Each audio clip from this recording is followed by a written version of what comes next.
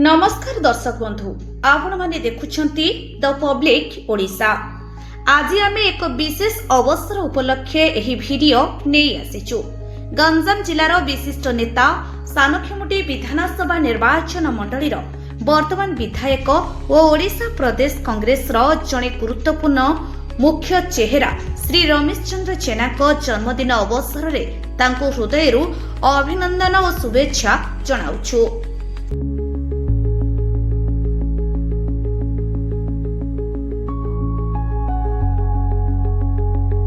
श्री जेना जड़े जनाशुना और सजग नेता भावे ओडिशा रे परिचित। से 2009 मसीहारे प्रथमे सानखेमुंडी विधायक भावे निर्वाचित होइथिले। से तांको निर्वाचन मंडली और गंजाम जिले में जनसेवा, शिक्षा, स्वास्थ्य और ग्रामीण विकास उद्यम रे जड़े सर्वदा सक्रिय नेता भावे निज परिचय गठन करिसंती। तांको नेतृत्व रे अंचल रे अनेक उन्नति होइछि। नवा सड़क, शिक्षा संस्था और चिकित्सा केन्द्र उद्घाटन होइछि। लोकमाने तांको एक साधारण लोकंको नेता भावे देखंती, कारण से सबुबेले लोकंक सहित थांती, सेमानक समस्या सुनी थांती और ताहार समाधान पई चेष्टा करंती।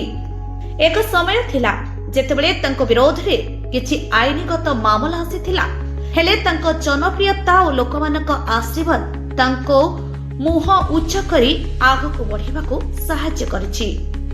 से एबे मध्य अनेक युवा और साधारण लोकंक प्रेरणा स्रोत अतुट रहिछंती।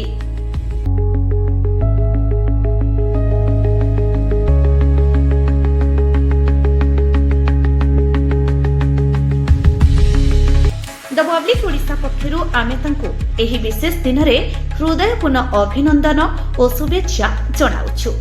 आमे आशा करूछु आपनक जीवन रे आउ अधिक सफलता, स्वास्थ्य और दीर्घायु आसु। एभली वीडियो पई आम चैनल द पब्लिक ओडिशा को लाइक, शेयर और सब्सक्राइब करंतु। धन्यवाद। जय ओडिशा।